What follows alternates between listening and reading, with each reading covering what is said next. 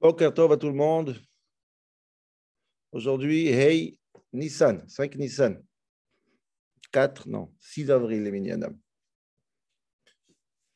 Alors, on y va. Parashat Metzora, RF Pesach, on va essayer de faire notre premier shiur sur préparation sur la Seder. Mais je voudrais d'Afka commencer cette préparation à la Seder par une question de la paracha. C'est vraiment une minorité, 2 secondes, 2 minutes. Commencer par la paracha pour tomber sur la Seder. Comme ça, on a... Quand c'est trop limité, c'est pas bien dans le Beddin, dans Sanhedrin. C'est pas bien. Kulo Chayav, c'est pas bon. On commence par une touche de la paracha et je voudrais rentrer. C'est un shiur qui peut prendre 1 heure. On va essayer de faire Sodat Tzimtzum. Donc la paracha, elle nous parle de Metzora, des Metzoraïm, des lèpres, etc. Et les 2 premières lèpres sont parlées de la semaine dernière dans la paracha, c'est-à-dire la lèpre sur la personne, la lèpre sur les habits. Cette semaine, c'est une 3e lèpre très spéciale qui t'avoue à la Haaretz, le pasuk qui dit cette semaine, dans la paracha, ce qu'on appelle Nagat Tsarat Abayit, Nega Babayit. C'est Tsarat dans la maison. La maison elle-même, elle a une plaie. Elle a une Tsarat. Ok. Donc, Chazal, ils font remarquer quelque chose, qu'avec ça, je vais décoller pour Pessah. Chazal font remarquer quelque chose que quoi? Qu'il y a un air très joyeux et heureux dans ce pasouk. En général, quand la Torah elle dit qu'il t'avou elle a arrête, c'est pour une simcha, c'est pour une mitzvah, c'est pour quelque chose de très heureux. Jusqu'à maintenant, quand on parlait de tzarat, on ne parlait pas qui t'avou elle a arrête. On parlait qui est Adam Borbessaro. Et sur les habits, quand tu dis qui t'avou, c'est quelque chose qui est très heureux, comme si waouh, on va arriver en Israël et les maisons auront une tzarat. Il y a quelque chose de. Répond Chazal, oui, c'est une très bonne nouvelle. C'est quoi la bonne nouvelle? Tout le monde connaît Vechi Bessora, il demande Rashi. Quoi, c'est une Bessora Tova, c'est une bonne nouvelle? Il dit oui, c'est une bonne nouvelle. C'est que les goïms, ils ont caché avant de partir des diamants derrière les murs. Donc, quand il y a une tsarat, on va casser la maison, on va trouver des diamants, on va s'enrichir. Donc, c'est une psora tova. Ça, c'est Chazal. Okay. Donc, moi, ce tu Chazal-là, ce connu qu'on a tous appris à l'école, okay, je voudrais vraiment l'utiliser pour commencer à comprendre quelque chose. Parce que, encore une fois, je ne vais pas m'arrêter tellement sur la paracha, mais avec tout le respect, c'est comme si... je ne sais pas comment te dire, je dis à quelqu'un, écoute, ton mari il est décédé, ok, mais c'est une bonne nouvelle. Pourquoi? Parce qu'il y a une assurance vie, tu vas toucher 2 millions. Je comprends que c'est une bonne nouvelle de toucher 2 millions, mais ça passe quand même par un décès d'un mari. Le fait que toute la maison est détruite, le fait que c'est une avéra, c'est une situation compliquée qu'il y a la tsarat. Ce n'est pas n'importe qui, les tzadikim n'ont pas de tsarat dans la maison. Ça passe quand même par un sacré balagan. Et ensuite, à la fin, ça va être tourné pour le gain. Ça ne s'appelle pas Bessora. Ça ne s'appelle pas du tout Bessora. Je n'aurais pas du tout appelé ça Bessora. C'est très dur pour moi d'appeler ça Bessora. Ce n'est pas évident. Maman, c'est pas évident. Surtout que ça vient par un chet, par une avéra. C'est pour ça que la négat, elle vient. Donc, je voudrais comprendre quelle est vraiment cette Bessora. Et je pense à la Bessora de Pessah. C'est ça que j'ai envie dans Pessah. Quelle est la vraie Bessora quand il fait une avéra, il y a une Gatsara dans sa maison, il a touché après un diamant. Nous. Et en plus, Verhagav, c'est seulement la première fois. Et après, quand il a pris le diamant, qu'est-ce qui se passe quand il refait une avéra? Là aussi, c'est une Bessora. Il n'y a plus de diamant maintenant. Okay, comme ça, plusieurs posent la question. Je pense à Barbano, je ne sais pas. Ce n'est pas évident de dire que c'est une Bessora. Quelle est vraiment la Bessora? Okay, on met de côté. Et je vais essayer de répondre ça avec Pessah. On rentre dans la fête de Pessah, Rabotai. Je voudrais parler des notions dans Pessah qui a l'air tellement évidente, mais pour moi, c'est un chidouche. Le dagesh qu'il faut donner dessus. Et pour comprendre de quoi je vais parler aujourd'hui, je vais parler d'une phrase, une des phrases les plus célèbres de la Haggadah, parce que c'est là, c'est l'essentiel de notre seder du soir. Ok? Dis la Haggadah comme ça. Maman, je vais dire, Maïno le paro Mitzrayim, on commence la Haggadah, Matril Begnout, on commence la Haggadah, on est étions à Vadim et Mitzrayim, etc., etc. Et le passage, il dit comme ça, Va filou kulanu chachamim. Même si nous sommes tous des chachamim, kulanu nevonim, on est tous des nevonim, kulanu yodim et Torah, on connaît toute la Torah parfaitement, on est tous des tamidei chachamim énormes. Mitzvah aleinu le saper beitziat Mitzrayim. On a la mitzvah de raconter Yetziat Mitzrayim. Mitzvah she'en la gvul, mitzvah sans limite. Raconter. V'chol hamarbe harei mishubach. Et tout celui qui raconte Yetziat Mitzrayim, c'est ce qui est écrit dans le. V'chol hamarbe le saper Yetziat Mitzrayim, celui qui parle. Il parle. Harei mishubach, il est mishubach. Il est. Comment on dit mishubach? Il est mishubach. Serge, mishubach. Comment on dit mishubach? Il est glorifié. Hein, comment on connaît déjà. Il est loué. Loué. Hein? Loué. Loué. Ouais, Chol HaMarbe, ça s'appelle ça. élogieux. Élogieux, il a fait meurtre. Loué ou élogieux, je pense, on connaît le même shoresh.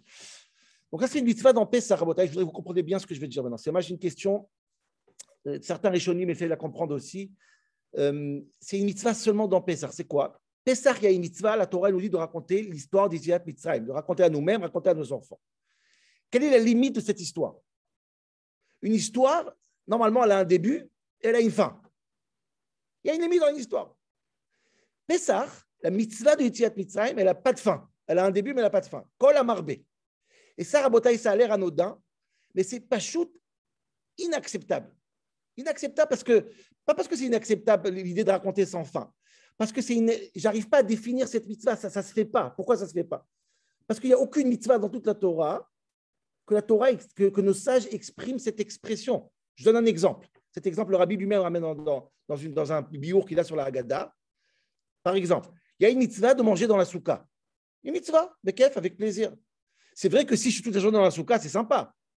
Passer ma vie dans la souka. Normalement, si j'ai mangé le premier jour dans la souka, je n'ai pas un chiyuv. Si je jeûne après, dans le principe, je suis pas obligé de rentrer dans la souka. C'est seulement le premier jour qu'il y a un issur de manger la souka. Si je veux rester toute la journée dans la souka pour étudier, pour dormir, c'est très très bien. Mais ça fait partie de la mitzvah. Il n'y a pas marqué des chol HaMarbe, la chevet de souka, rezem meshubar. Pourquoi? Parce que si je suis assis 5 heures dans la souka, ça fait partie de la mitzvah. Et si je suis assis 10 heures, c'est la même mitzvah. Je ne suis pas marbé dans la mitzvah, c'est la même mitzvah. Mettre les tefilines. C'est vrai que c'est très bien de mettre les tefilines toute la journée. Mais ce n'est pas marqué de chol HaMarbe, la mettre les tefilines toute la journée. Ça n'existe pas. Il y a une mitzvah. Si tu veux la mettre pendant 2 heures, avec plaisir, tu vas la mettre pendant 10 heures. Mais ce n'est pas une mitzvah qui est meshubar plus. C'est la même mitzvah. J'aurais appelé ça même Hidour mitzvah. Il y a un etrog qui coûte 50 euros, il y a un etrog qui coûte 100 euros. Ce n'est pas chol HaMarbe, etrog, bamechir, arezem meshubar. C'est le même etrog. C'est quoi le pshat? Amarbe les saper, c'est une expression qu'on trouve que dans Mitzvat Agada Shel Pesach.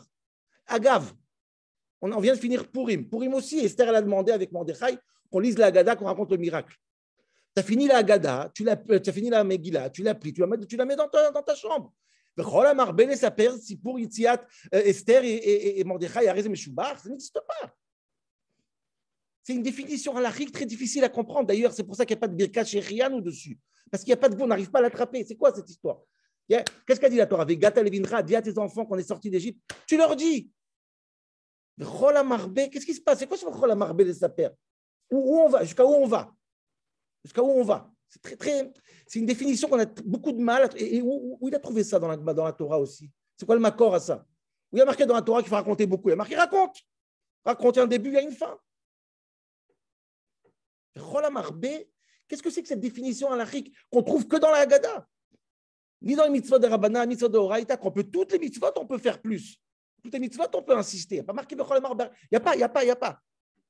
Dans Chazal, en tout cas, il n'y a pas.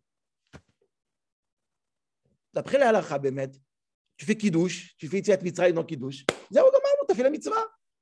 Tu as fait le Magid, tu as fait la mitzvah. Le texte, comme la Megillat Esther. Chol HaMarbe, c'est une filine kol hayom. Ça n'existe pas une chose pareille. C'est pas marqué Chayav La'arbot.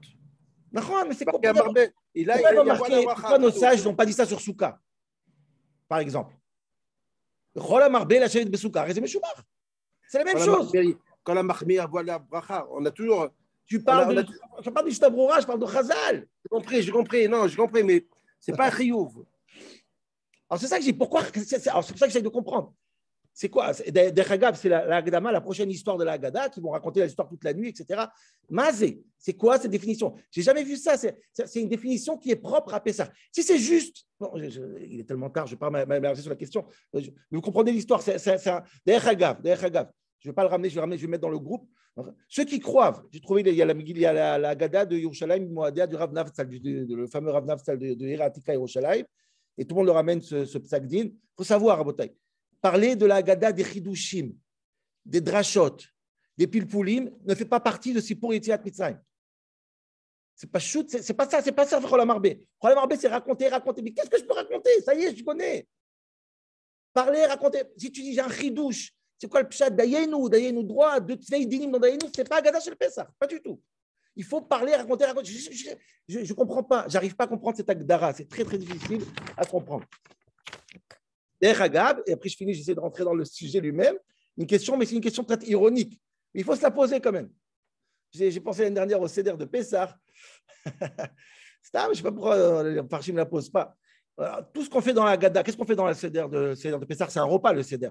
Tout ce qu'on fait dans on hymne de Varim Arbe, pourquoi la matzah s'appelle Lechem Oni? Parce qu'on dit plein de choses. On dit Pessah, Matzahzou, etc. Je ne sais pas, moi je sais qu'il y a une halakha, En Masichin Bishata Seuda. On ne parle pas pendant la Seuda. Je ne sais pas, pour moi c'était clair. La fameuse histoire dans Ta'anit. Même en Dvar Torah, on ne dit pas pendant la Seuda. Après Birkat Hamazon, on dit la Seuda. Et là, chez Onim Alav Varim Arbe, tu n'as pas peur que Yagdim Kanel et Veset. Tout d'un coup, c'est un pélé ce qui se passe. C'est un pélé. Et il n'y a pas de lit. Moi, j'ai pensé hier soir, je dis, regarde, il y a une mitzvah Purim de boire du vin à Deloyada. Et Pessah, il a une mitzvah d'Adeloyada dans la Haggadah. Adeloyada, si l'histoire elle est vraie ou si tu l'inventes. Qu'est-ce que tu veux dire en fin de compte? Ça y est, t'as raconté. Maïch la guide. Quoi, les midrashim, Maïch la guide, Kama. Et c'est quoi cette mitzvah? On ne connaît pas ça. Bref, je suis trop allongé sur cette histoire.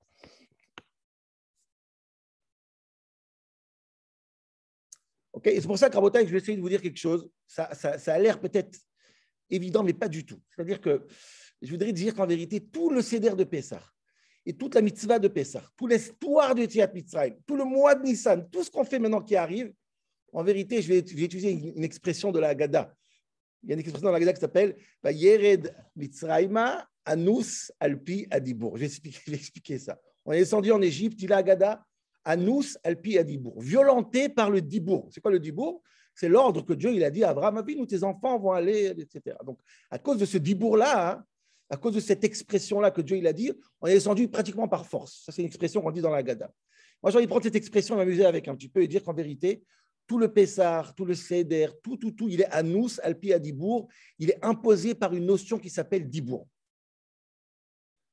Pas chez Ella, c'est une autre question, je parle de dibour. Autrement dit, il y a quelque chose dans toute l'histoire, je vais vous faire la démonstration tout de suite, qui est pratiquement fou, c'est tellement évident.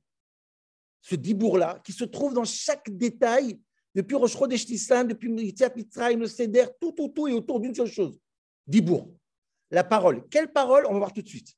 Mais il y a la notion de parole qui est présente dans ce Seder jusqu'à une extrémité que j'ai rarement vue. Depuis l'histoire jusqu'au halachot. Je vais vous faire la démonstration en 5 minutes. Je vais essayer. D'abord, toute l'histoire que le peuple juif rentre en Égypte, ça commence par Yosef et ses frères. Yosef et ses frères, dit le Passouk, Vayave Yosef et Dibatam Ra'a El Avien. Yosef, il parle à son père, la parole de son père sur les frères fait en sorte que, etc., ça va déclencher l'histoire. Qu'est-ce que ça fait en sorte de quoi? Velo Yachlou Dabero les Shalom. Les frères ne s'entendent plus. Ils n'arrivent plus à se parler. C'est la guerre, c'est la vente, c'est l'Égypte. Ils arrivent en Égypte. Après les bonnes années de l'Égypte, comment commence le Khurban lui-même, la Avdout lui-même? Il y a Vidou et Israël Befarer. Paro, il a fait travailler le peuple juif. Befarer, c'est quoi Farer? Dit la Gemara, dit le Chazal. Ok. Amarabi Lezer, Bepe Rach. C'est quoi parer? C'est pérar, c'est une bouche rare, douce. Paro, il a essayé de leur faire des mots doux. Allez, viens, travaille, etc. On connaît l'histoire. Je vais vite. Donc, ça commence le Shiaboud. Ensuite, pendant le Shiaboud, il y a des années que ça passe et le peuple juif souffre énormément. Vient Moshe Rabbeinu et il essaye de délivrer le peuple juif. Il regarde, il voit ses frères souffrir. Il va tuer l'Égyptien. On connaît l'histoire, etc. Et ensuite, il va voir que le juif va lui dire: hey, tu as tué l'Égyptien. Les choses vont se savoir. La chose a été faite, ça y est, tout est au courant, tout le monde est au courant. Dit Rashi, Chazal, dit Moshe Rabbeinu, il a dit à partir du moment qu'il y a Dil Torin, qu'il y a des gens qui parlent, il y a de la Shonara, il y a de la parole, Enam Reuim Leigael. Donc le Dibour, c'est la cause du Shiaboud et de la suite du Shiaboud et du manque de Géoula d'abord. Ensuite, Akadosh Baruch Hu, il décide de les délivrer. La Géoula va commencer.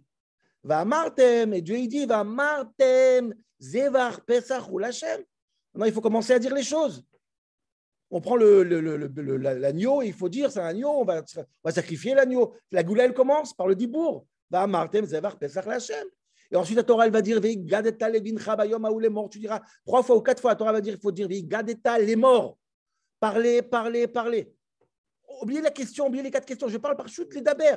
Anous alpi adibour. C'est ça que j'appelle le alpi adibour. Et non, tu fais tout ça. Tu fais le seder. Amar Rabban Gabriel, kol mi shelo amar shelo shah devarim lo yatsa yedei chovato. Tout celui qui ne dit pas Pesach, Matzah ou Maror, pas faire. Dire kol mi shelo amar. Pour la première fois, on ne mange pas, on parle ce qu'on mange. Il faut dire Matzah. Il faut dire Maror. Il faut dire Pesach. ומי שלא אמר לו יצא ידי חובתו, אנוס על פי הדיבור. Et qu'est-ce qu'on fait? On mange matzah. C'est quoi matzah? C'est lechem oni, le pain de pauvreté. Dis Chazal, c'est quoi oni? C'est pas pauvreté. Lechem sha'oni malav devarim arbe. C'est un pain qui fait en sorte qu'on parle. Parler, juste parler. Je ne parle pas de sipour, je parle de parler. Les haguid, les daber. Anous al pi hadibour. Et là, on va commencer la Haggadah, le Maguid, encore une fois. Et qu'est-ce qu'il dit le Maguid? Chacham Maou Omer. Racha Maou Omer. Tam Maou Omer. Qu'est-ce que tout le monde dit? Pas qu'est-ce que tout le monde pense. Tout le monde dit quoi? Même les 4 kosot, Rabotai. Même les 4 kosot. 4 kosot, nous, qu'est-ce qu'il y a de paroles dans les 4 kosot? On boit 4 kosot à Pessah. Ça représente quoi les 4 kosot? Arba leshonot shel Geoula. Les 4 paroles de Géoula, c'est ça les 4 kosot. Anous al pi hadibour. Tout dans le Seder, tout dans Pessah, tout est parole, parole, parole, parole et parole. Et une maspik, si ce n'est pas suffisant tout ça. Alors j'ai une bonne nouvelle. Je rajoute dans toute la panoplie de paroles que je vous ai données, j'en rajoute 10 en un coup comme ça. Boum. C'est quoi les 10 paroles qu'il y a eu cette Pessah, mois de Nissan? Be'at haolam. Asara ma'amarot nivra olam. C'est Chodesh Nissan. C'est le mois de Nissan. Comme l'alacha, comme Rabbi Yoshua. C'est ça l'alacha. Le mois de Nissan, les fameux Asara ma'amarot. C'est le mois de Nissan. Vayomer Elokim, Vayomer Elokim, Vayomer Elokim, Vayomer Elokim. Anous alpi hadibour. Incroyable. Donc, je détecte ici quelque chose qui a l'air peut-être évident. Mais il y a une obsession avec le fait qu'il faut parler. L'arbot belesaper, parler. Qu'est-ce que tu dis? Ce n'est pas très important. Le dibour, il a une importance ici. Anous alpi hadibour. C'est ça que je veux comprendre aujourd'hui. Ah, pourquoi c'est Anous? Attends. Anous, je prends l'expression. Ah. Je veux dire Anous, je reprends une expression. Anous, ça veut dire s'il n'y a pas de dibour, on n'a pas de seder. S'il n'y a pas de dibour, on n'a pas de Pessah. Et le grand pélé, c'est là le choc. Pour essayer de comprendre maintenant ce qui se passe ici, c'est qu'il y a seulement 2 personnes qui n'ont pas parlé dans toute cette histoire. 2 personnes qui se sont tues dans toute l'histoire de Mitzrayim et Yetziat Mitzrayim. Moshe et les Juifs. Les Juifs, pendant 200 ans, ils ont battu de Chetko, ils se sont tués. Ils n'ont pas pleuré, ils ont pleuré la dernière année seulement. Ils accouent à Hachem, c'est vraiment à la fin. Sheket Gamour, silence.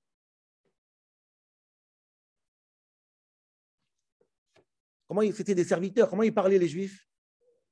Ils parlaient avec les yeux, pas avec la parole. Comment il dit le pasouk? Ka'ene avadim eliad adonehem. Les avadim, ils parlent avec la enaim. Il n'y a pas de parole, il n'y a que les yeux. Silence complet. Et le deuxième qui n'a pas parlé, c'est qui? C'est bien sûr, c'est Moshe Rabbeinu. Lo ish devarim anochi. Donc, qu'est-ce qui se passe ici en vérité? Toute la Géoula, c'est autour de la parole. Et toute la galoute, quelque part, c'est quoi? C'est autour du silence, de Mama, le silence. Donc, je fais le constat, après je vais essayer de comprendre ce constat. Le constat, il est clair en vérité. Galoute, c'est de Mama, galoute, c'est silence, et Géoula, c'est dibour. Pourquoi c'est Meshoubar? Pas parce que tu connais mieux l'histoire, parce que tu parles plus. Et plus tu parles, plus tu es Géoula. Je fais un constat, je n'explique pas, je fais juste le constat. Comment on peut comprendre ce constat? Quel rapport avec Galout de Mama et Géoula, de Mama qui veut dire silence, et Géoula qui veut dire dibour? Alors, je vais vous faire remarquer quelque chose. Très, très intéressant. Pas seulement que Galout et Géoula, que silence et parole, c'est Galout et Géoula. Prenons le monde lui-même. C'est Nifla, ça. Le monde lui-même, il est partagé en 4 niveaux, tellement connus. Minéraux, végétaux, animal et Medaber. Domem Tzomeach Chai Medaber. Le plus haut, c'est quoi? C'est le Medaber. Le plus bas, c'est quoi? Domem.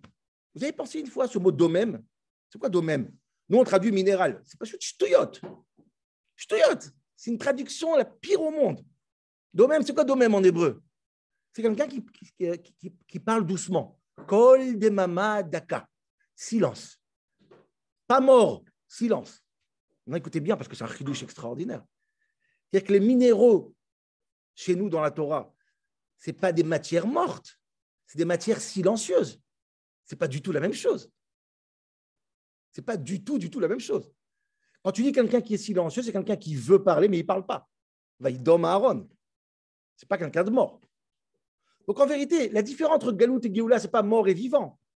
La Géoula, c'est quelqu'un qui parle, et la Galout, c'est quelqu'un qui est domem, qui ne parle pas. C'est quoi cette histoire de pierre qui ne parle pas? Pourquoi les minéraux s'appellent silencieux? C'est quoi cette vie qu'il y a dans les domaines? De quoi on parle? De quoi on ne parle pas, justement? C'est quoi ce dôme? C'est quoi ce mama? En réalité, Rabotai, encore une fois, c'est des notions que chacun mérite.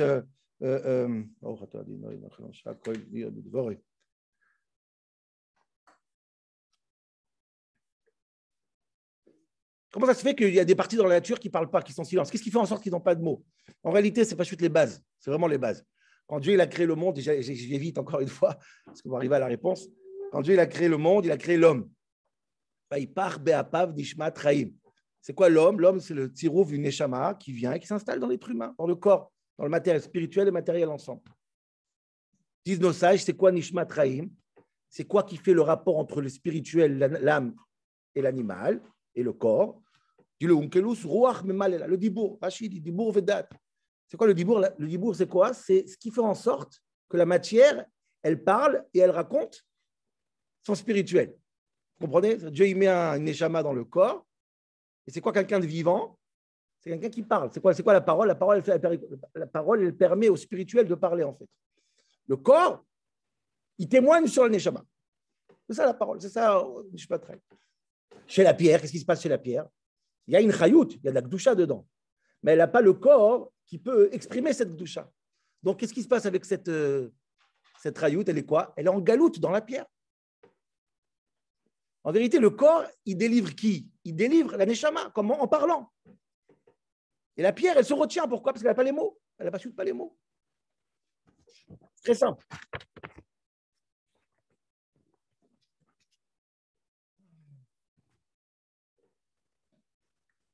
C'est quoi la preuve?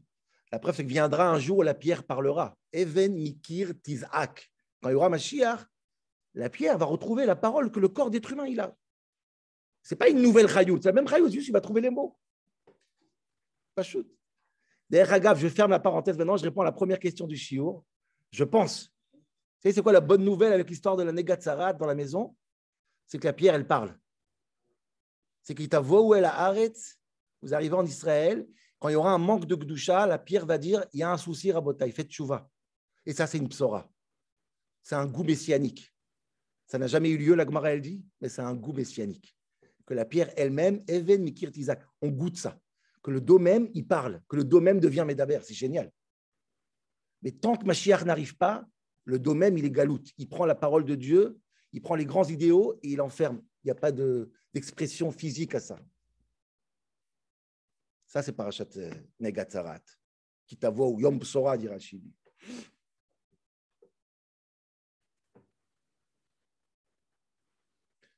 Donc, si on a compris ça, Rabotai, maintenant on peut comprendre les réponses. Il nous reste 4 minutes.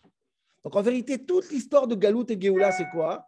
C'est est-ce que la matière, elle parle ou la matière, elle ne parle pas? Est-ce que la matière, elle est domem ou elle est médaber? Est-ce que la parole de Dieu, est-ce que la chayout, est-ce que les grands idéaux, est-ce que la shrina, est-ce que la gdusha, elle prend une place concrète dans la nature, Bédibourg, ou ça reste une théorie qui est en galoute dans la matière? C'est ça le choix. Ça, c'est le choix. Les Juifs en Égypte, ils étaient sûrs, ils avaient Anous Alpi Adibour, ils savaient qu'Akadosh Baruch Hu allait les délivrer un jour. Tout le monde savait, c'était une promesse. Ils vivaient avec ça depuis qu'ils sont petits. Mais c'était Bégalout. Ils n'y croyaient pas que c'est concret. Ils n'avaient pas les mots. Ils ne parlaient pas. Mon cher Rabbeinu lui-même, il n'y croit pas non plus. Loïch Dvarim Anochi, ce n'est pas possible. De cette Égypte-là, ne va pas sortir Dvar Hashem, c'est impossible. Lo Yachol Liot. ces grands idéaux, ces grands aftachot, ça reste begalout. On n'a pas trouvé la personne qui va parler, qui va dire.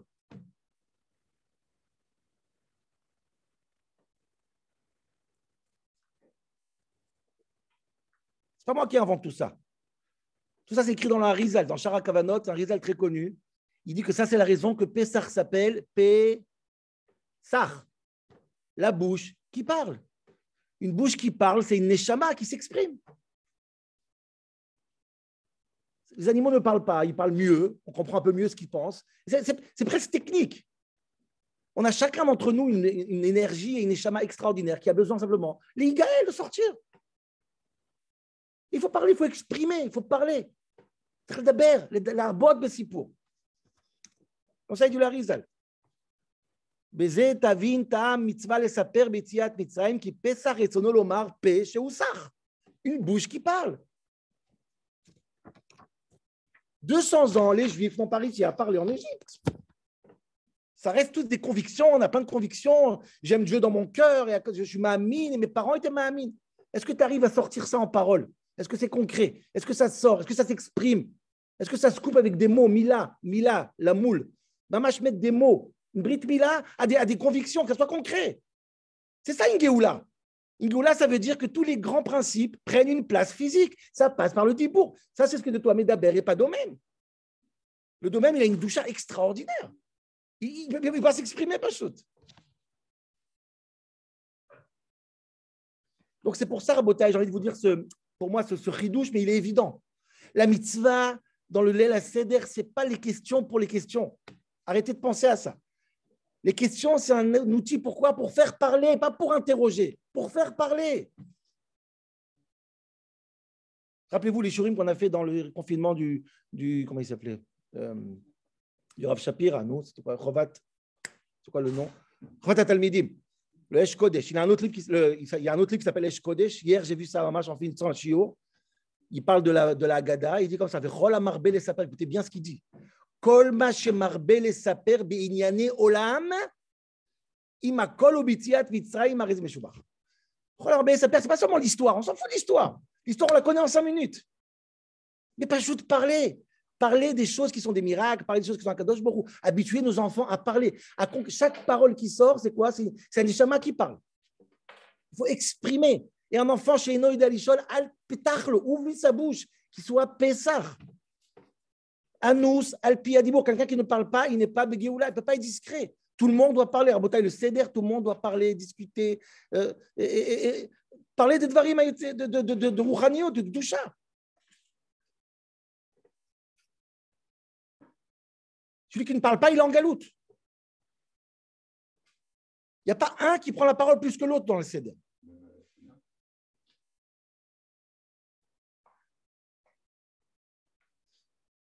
Si vous avez compris de cette histoire, ça répond à toutes les questions qu'on a posées. C'est quoi l'idée de tout le dibour? Je pense qu'il y a un remez magnifique qui se trouve à Mash à la sortie d'Égypte. On est sorti d'Égypte juste avant qu'on rentre dans la mer, Parashat Beshalach, les premiers psukim. Ber el bnei Israël veyashuvu veyachanu al pi hachirot. Pi hachirot, c'est un endroit. C'est quoi pi hachirot? La bouche de chirot, de la chérout. Juste avant qu'on sorte de la mer, Kadosh Baruch Hu dit yashuvu veyachanu al pi hachirut. S'il n'y a pas de Pesach, s'il n'y a pas de dibour, s'il n'y a pas de mitzvah, de kol hamarbe lesaper, il n'y a pas de chérout. Il n'y a pas de chérout, Rabotai. Il faut casser les dents, ouvrir les bouches et Rabotai, parler. Quand un enfant il parle de son spirituel, il parle de son... C'est ça. L'histoire, c'est seulement un outil. C'est pas un but, l'histoire, c'est un outil. Kol hamarbe lesaper b'tziat Mitzrayim arez meshubach. Qui est meshubach? Nous, on est meshubach.